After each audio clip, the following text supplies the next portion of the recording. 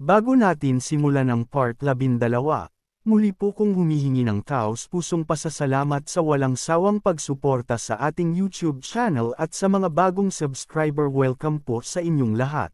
Pagkatapos nun, ang siyam na blades ay tumakbo patungo sa goblin at nang makita ito, naging sobrang nerbyoso ang kalaban. Agad siyang nag-accelerate at mabilis na tinangkang palakihin ang distansya sa pagitan nila. Ipinagbigay alam ng sistema na nakatakas si Arcus Maddox at ang ating bida, na natutunan ang pangalan nito, ay sobrang nagulat. Si Arcus Maddox ay isang kilalang Grandmaster Engineer sa God Realm. Sa loob ng 3 taon, yayanig niya ang buong mundo sa pagbuo ng Heavenly Fortress Double Serpent Ring na magdadala sa kanya sa tuktok ng kaluwalhatian. Pagkatapos nito, magtatayo siya ng Goblin Empire na magiging simula ng isa sa pinakapopular na add-ons, ang pagsilang ng bagong mundo. Wala siyang kaalaman na kanina lamang ay halos napatay na niya ang magiging pangunahing boss sa hinaharap. Samantala, si Drowsy Sloth ay sinuri ang robot at iniulat sa team leader na may isang chest lamang sa loob. Pagkatapos nito, binuksan ng ating bida ito at nakuha ang Arcusmatic Key at isang treasure map.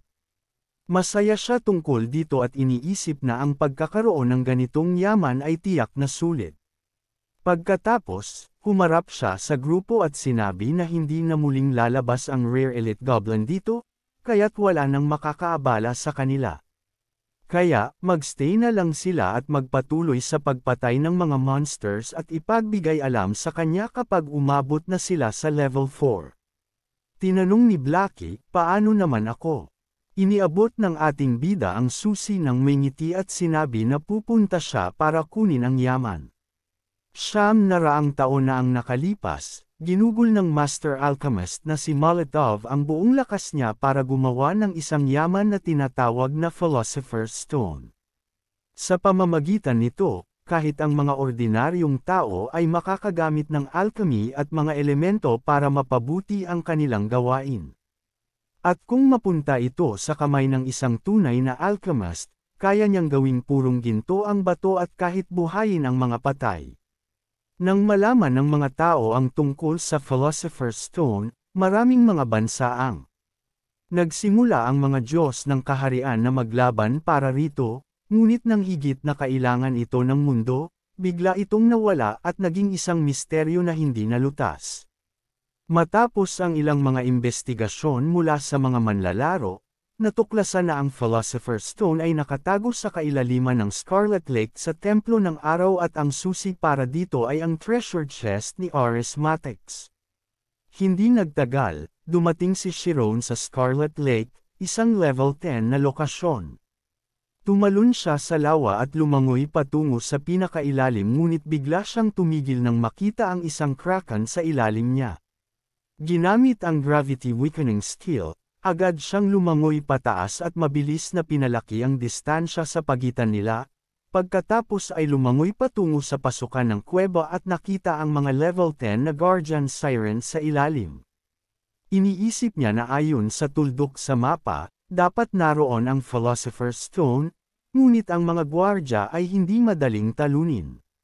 Matapos mag-summon ng Phantom, naisip niya na hindi niya tatanggihan ang mga ito kundi gagamitin ang mga clones para ilihis ang mga ito at dalhin sila palayo sa pintuan. Nang makita ng mga sirens ang anino sa itaas nila, agad silang tumakbo patungo sa Phantom at ang ating bida naman ay nagtago sa likod ng pinakamalapit na bato. Nang maghintay silang lumayo, lumangoy siya papasok sa kuweba at nakita ang isang malaking pintuan. Inilabas niya ang susi at ipinasok ito sa susian, pagkatapos ay bumukas ang mga pinto at isang malaking kumikislap na portal ang lumitaw sa harap niya.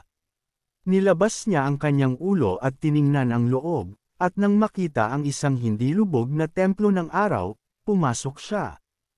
Agad niyang napansin ang mga batong gwardya na nakatayo sa mga gilid ng sanktuaryo sa itaas, kaya't umakyat siya sa mga hagdang-hagdang at nang makita ang isang chest, pinindot niya ang isang bagay sa system window.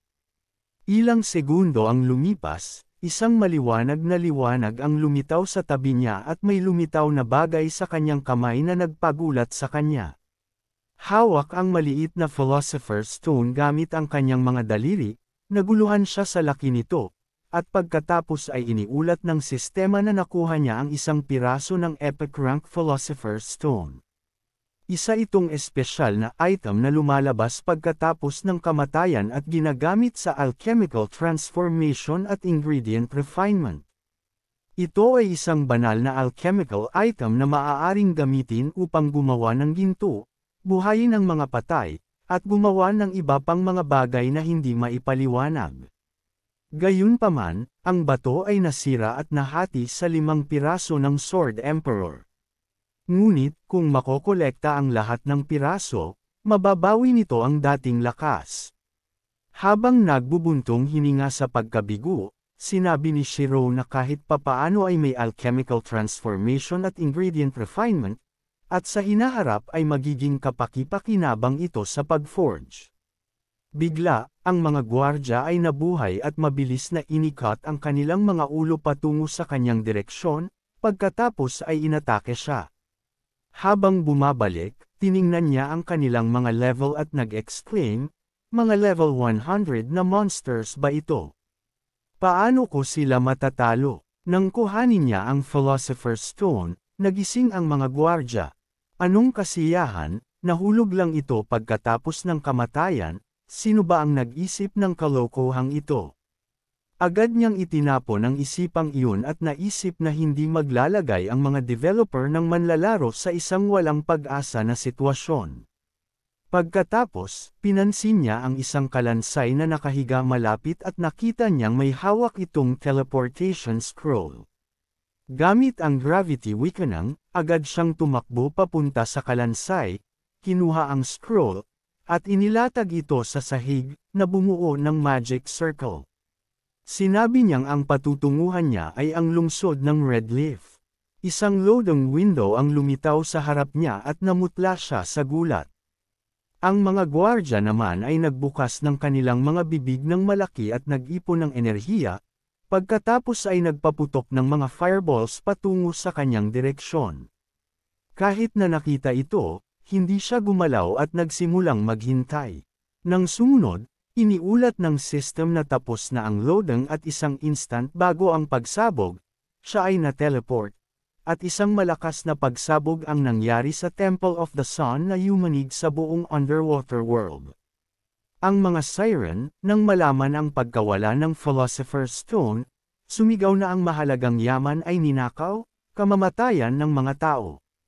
Samantala, lahat ng ibang mga manlalaro ay nakatanggap ng abiso na ang player ay naglunsad ng isang espesyal na kwento, ang rebelyon ng mga siren. Ito ay isang expedition-type quest na aktibo sa lungsod ng Red Leaf. Pumunta sa Adventurers Guild upang kunin ito para sa pagkumpleto ng quest. Makakatanggap ang mga manlalaro ng magagandang gantimpala at reputasyon sa guild. Isang manlalaro ang sumigaw na nagsimula pa lang ang server at may malaking event na agad. Ang isa pang manlalaro na nakatayo malapit ay tinawag ang kanyang mga kaibigan at ini-report ang quest. Si Yuro na nakakita rin ng notification ay nagtataka kung sino ang gumawa nito. Paano nila nakompleto ang mga quest ng ganoon kabilis? Sinabi ni Chinyua na walang kailangan pang pag-isipan, tiyak si Yon iyon. Nagulat ang kanyang kaibigan at tinanong, hindi ba't ang teritoryo ng mga siren sa Scarlet Lake ay para lang sa mga manlalaro na level 10 pataas? Paano siya nakapasok at nakalabas ng buhay?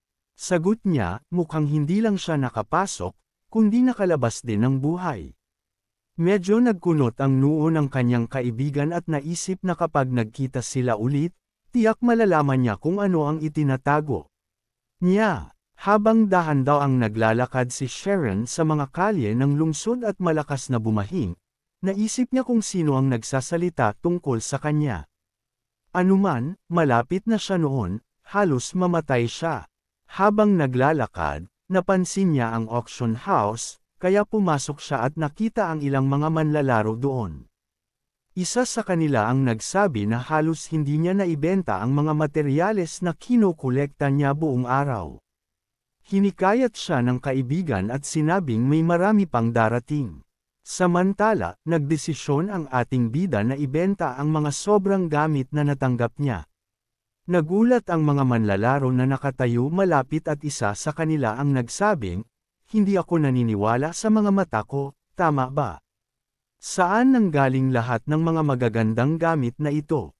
Yumuko ang ating bida at tiningnan ang mga batong ibinebenta sa tindahan, iniisip na gamit ang Philosopher's Stone, maaari niyang gawing ore ang kahit ang mga ordinaryong bato at magic essence. Mas maganda na ganito kaysa bumili pa ng mga ito sa mataas na presyo.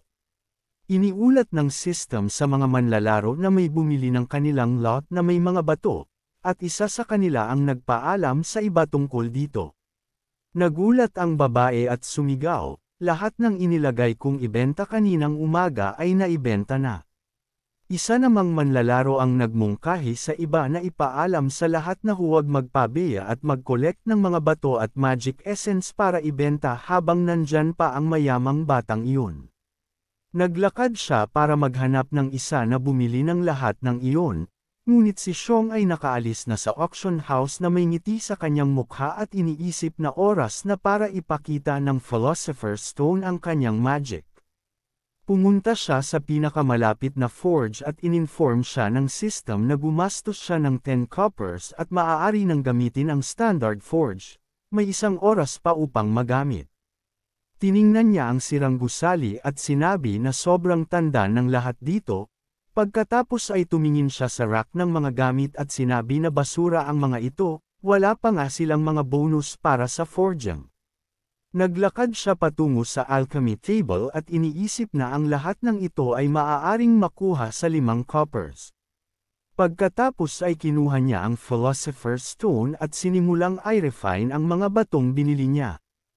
Iniulat ng system na ang refining ay nagpapahintulot na makuha ang mga metal mula sa mga bato, kaya kahit ang pinakapangkaraniwang bato ay nagiging iba't ibang ores. Dahil ginamit ang Philosopher's Stone, tumaas ang success rate ng 20%. Sinimulan ng ating bida ang refining process at medyo kinakabahan siyang naghintay. Di nagtagal, ang bato ay nahati at iniulat ng system ang pagkatalo, ngunit hindi siya nawala ng pag-asa at sinabi na ang unang pagsubok ay laging nabibigo, ngunit sigurado siyang makakalikha siya ng ore kung hindi siya susuko. Pagkatapos nito, sinimulan niyang muli ang refining process, ngunit muli itong nabasag, kaya pinag-isipan niyang maigi at kinuskos ang kanyang baba. Nagtataka kung hindi naman siya ganoon kaswerteng malas. Nagdesisyon siyang subukan ulit at inilagay ang bato sa mesa. Pagkatapos ng ilang sandali, isang malaking bundok ng stone powder ang naipon sa harap niya. Bumantong hininga siya ng malalim at nag-isip kung ang probability ng success ay mababa dahil tanging isang fragment lang ng Philosopher's Stone ang mayroon siya. Sa gitna ng stone dust, bigla niyang napansin ang kislap at nang ilabas niya ang bronzer mula doon, natuwa siya dahil nagtagumpay siya. Pagkatapos nito, muling nagkaroon siya ng lakas at sigla at sinimulang i-refine ang natitirang mga bato. Nag-swing ang protagonista at nagsimulang gumawa ng mga seals, ngunit ang pagkatalo ay sunod-sunod, at tanging sa pinakamadalas na pagkakataon lang siya nagtagumpay. Tiningnan niya ang bundok ng alikabok sa harap niya at nagsabi, ang alchemy ay medyo nakakapagod. Sharon binuksan ang system window at tiningnan ang listahan ng mga item na naglalaman ng 470 copper ore at 130 honor. Biglang lumabas ang isang system window sa harap niya na nag-uulat na ang oras ng pagrenta ng kwarto ay natapos na at kailangan niyang bumalik muli. Ang protagonista ay na-teleport pabalik sa lungsod at nagsabi na sobrang abala siya sa refining ng mga bato para maging ore na hindi niya namalayan na natapos na ang oras at hindi pa siya nakakapagsimulan ng forging. Tumingin siya sa bilang ng mga barya sa kanyang kamay at wala nang natira. Sinabi ni Sean, at bukod pa doon, aksidenteng nagastos niya lahat ng pera niya sa mga bato at magic essence.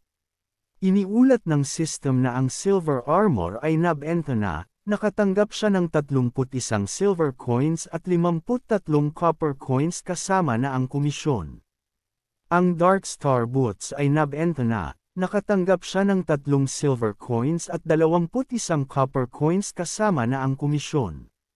Tiningnan ito ng protagonista nang may pagtataka at sinabi na ang mga item na inilagay niya sa auction ay nabili na. Nakakagulat na nakakuha siya ng mahigit 30 silver coins para sa Mystic Iron Rank Plate Armor.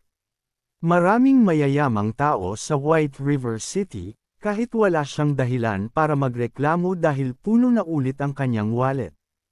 Hindi na niya kailangang magtipid. Sinabi ni Xiong, i-upgrade mo ang maliit na forge sa basic forge.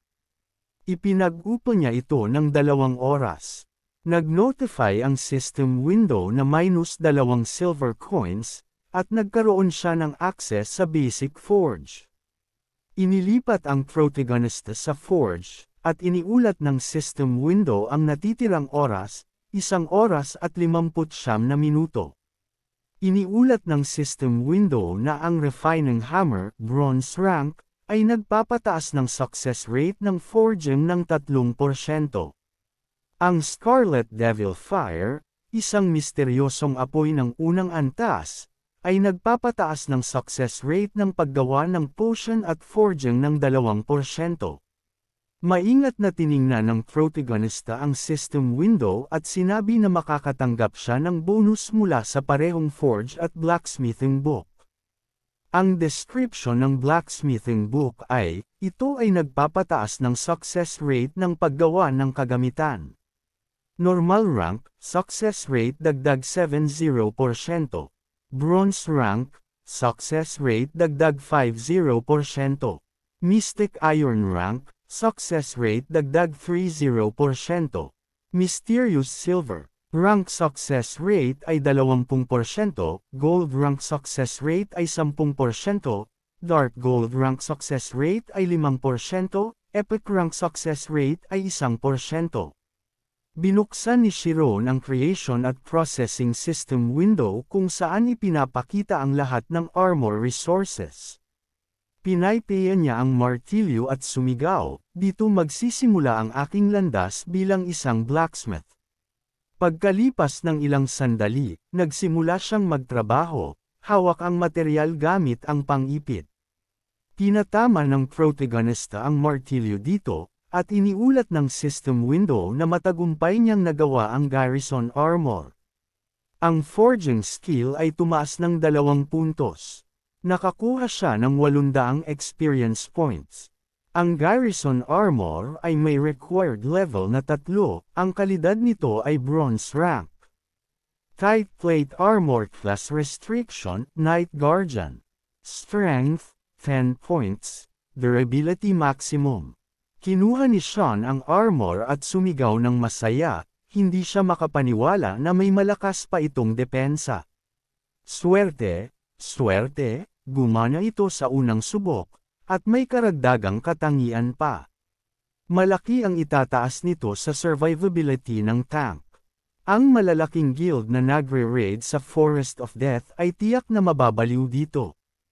Kailangan niyang kumilos habang mainit pa ang bakal, sa 2 oras na iyon, gagawa siya ng marami hanggat maaari. Nagsimula ng magtrabaho ang protagonista ng mabilis. Iniulat ng system window na matagumpay niyang nagawa ang isang garrison armor. Ang forging mastery ay tumaas ng 2 puntos. Nakakuha siya ng 800 experience points. Ang susunod na system window ay nagulat ng pagkabigo, at nawala ang mga materyales. Matagumpay niyang nagawa ang 2 garrison armors pa. Malalakas na tunog ng paggawa ang naririnig mula sa forge. Pinunasan ni Sharon ang kanyang baba at masayang sinabi, hindi masama. Sa loob ng 2 oras, nakagawa ako ng 23 garrison armors at tumaas pa ang level ko. Ngayon, oras na para ibenta lahat ng ito sa auction. Ipinakita ng system window ang listahan ng mga item. Pagkalipas ng ilang sandali, may mga grupo ng tao na nakatayo sa kalsada, at nang makita nila ang armor, sumigaw sila ng masaya, "Wow, bronze rank equipment!" May mga karagdagang katangian pa ang armor na ito. Astig. Tumingin si Sean sa gilid at sinabi, tumaas ang demand para sa garrison armor sa mga players ngayon, at sa bawat piraso, makakakuha siya ng hindi bababa sa 4 na silver. Kailangan niyang makipag-ugnayan sa guild master, kailangan nila ng mas maraming ginto. Oo, Kapitan, iniulat ng system window na nabenta ang garrison armor at nakakuha siya ng 5 silver at 31 copper coins, kasama na ang komisyon. Marami pang armors ang nabenta, 6 na silver at 51 copper coins, 7 silver at 71 copper coins, 8 na silver at 20 copper coins. Binuksan ng protagonista ang system window at tiningnan ang nilalaman ng tindahan. Bigla niyang inulat ang kanyang mga mata sa sorpresa at nakita ang protective blade at intense gaze at sumigaw, binibenta nila ang mga bihirang skill books. Iniulat ng system window. Intense gaze, pinapayagan ang player na malinaw na makita ang mga hindi kilalang target at nakatagong mga target. Mababa ang tsansa na matukoy ang kahinaan ng target. Ang cooldown ay 40 segundo. Wind path, binabalot ang player ng hangin at pinapataas ang bilis ng galaw ng 30%. May 50% na tsansa na maiwasan ang pinsala mula sa ranged attacks. Ang epekto ay tumatagal ng 10 segundo. Ang cooldown ay 2 minuto. Cleave, kailangan ng espada para gamitin, nagdudulot ng 30 puntos na base damage sa target, may attack delay na 2/10 ng 1 segundo hanggang 3 segundo.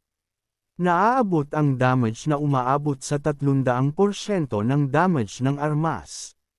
Ang attack range ay 7 metro. Ang cooldown ay 1 minuto. Protective blade, kailangan ng espada para gamitin, pinapataas ang attack range ng 9 metro. Pinapayagan ang player na harangan ang 6 na ranged attacks o 3 melee attacks. Ang epekto ay tumatagal ng 25 segundo. Ang cooldown ay 3 minuto.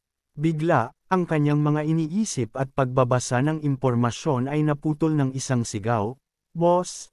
Inilagay pa niya ang mga mahahalagang skill books niya para ibenta at mag-alacom ng pera para sa guild's garrison armor. Ipinatong ni Flaming Tiger ang kamay sa balikat ni Xiong at sinabi, "Magpatuloy ka lang, habang binibili nila ang armor na ito. Magkakaroon sila ng maganda at maliwanag na hinaharap, at kapag lumakas pa sila, magiging deputy siya." Tiningnan ni Xiong ang mga ito at naisip, ang tanging bagay na magaling siya ay ang maghanging ng noodle sa mga tainga ng kanyang mga subordinate. Mukhang karamihan sa mga skilled masters ay ganyan. Naalala niya kung magiging masaya kaya siya kung binili ang kanyang mga skill books. Biglang lumitaw ang isang system window sa harap niya, Gentle Snow ay nag-anyaya sa kanya para sa isang video call. Kumunat ang noo ng protagonista at naisip, Gentle Snow. Sumagot siya at sinabi ni Chinua na kailangan niya ang tulong ni Xiong sa isang bagay. Naisip ng protagonista na ang Ice Queen mismo ay may kailangan mula sa kanya, isang bagay na hindi pangkaraniwan. Humingi siya na ipahiram ang 15 silver, dahil nakikipagkumpetensya siya sa ibang guilds para sa kagamitan.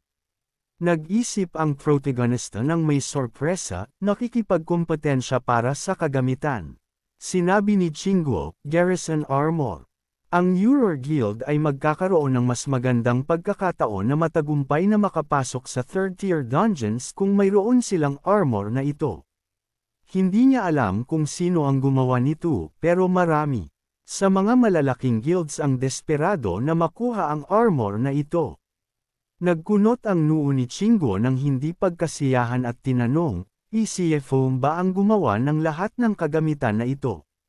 Sumagot ang protagonista ng may takot, "Siyempre hindi. Itinuro niya ang kanyang daliri pataas at sinabi, walang problema, babagsak ko ito agad. Kung ito lang, kailangan ko ng tumakbo, column. Tinapos ni Ching ang pag-uusap, at tumingin si Sharon sa ibang direksyon at naisip, anong nakakatakot na kutob. Dahil ang mga malalaking guilds ay desperadong tinatangkang bilhin ang lahat ng garrison armor, ang presyo nito ay mabilis na tumataas.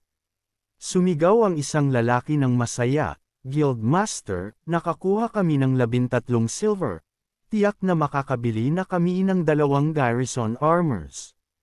Sumigaw ang Guild Master ng galit, huli na. Ngayon, ang halaga ng mga ito ay 9 na silver. Nang panahong iyon, nagrenta ang protagonista ng medium forge sa loob ng 10 oras. Binuksan niya ang system window at sinabi, panahon na para kumita ng pera. Pagkalipas ng ilang sandali, nagpatuloy siya sa forging. Dahil sa kanyang ganap na konsentrasyon sa forging, nagsimula siyang mag-hallucinate. Si Cheyenne ay nakabitin sa isang malaking piraso ng metal nang bigla siyang sumigaw ng takot. Nahulog siya mula sa pagkakagigil.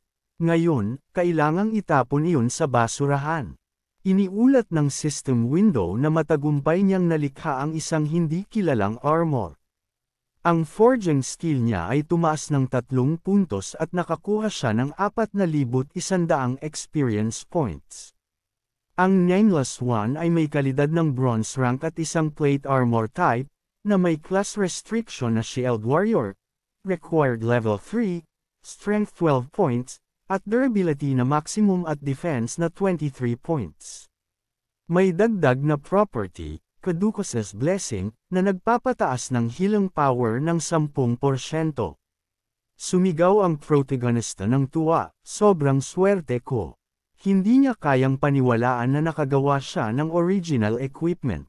Ang original equipment ay mga kagamitang hindi matatagpuan sa game world. Ito ay maaaring malikha lamang sa pamamagitan ng pagsisikap ng mga manlalaro, at sobrang bihira.